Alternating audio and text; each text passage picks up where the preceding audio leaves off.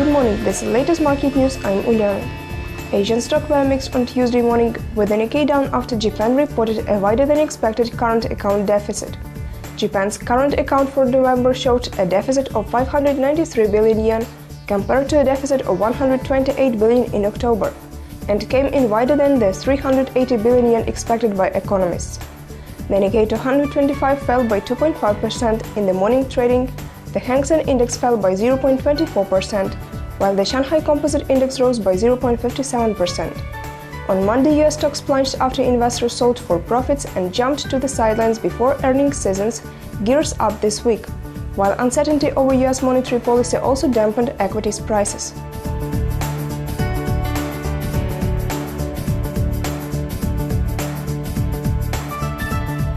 US dollar sellers have continued to enter the market overnight amid concerns that equity valuations are missing the mark. Not helped also by Friday's non-farm payroll report, which comfortably fell short of expectation, the Standard & Poor's 500 index dropped 1.3% yesterday, with yields on 10-year treasuries also falling for a third straight day to a one-month low. Whilst Federal Reserve Bank of Atlanta President Dennis Lockhart said overnight, the US economy remains on solid footing, his calls for continued cuts to stimulus will only eventuate if labor market conditions continue to improve. The euro opens in familiar territory, swapping hands at a rate of 1.3667.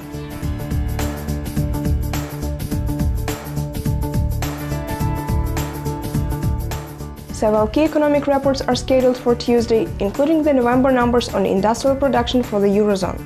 Later we'll see new US data for the NFIB Small Business Optimism Index and the government's estimate of retail sales.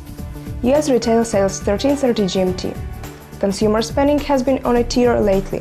Retail sales jumped a healthy 0.6% in October and 0.7% in November, the best back-to-back run of monthly increases in more than a year.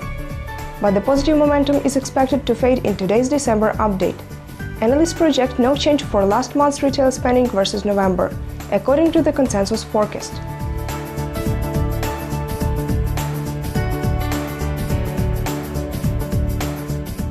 It was the latest market news provided by ICO FX. Goodbye.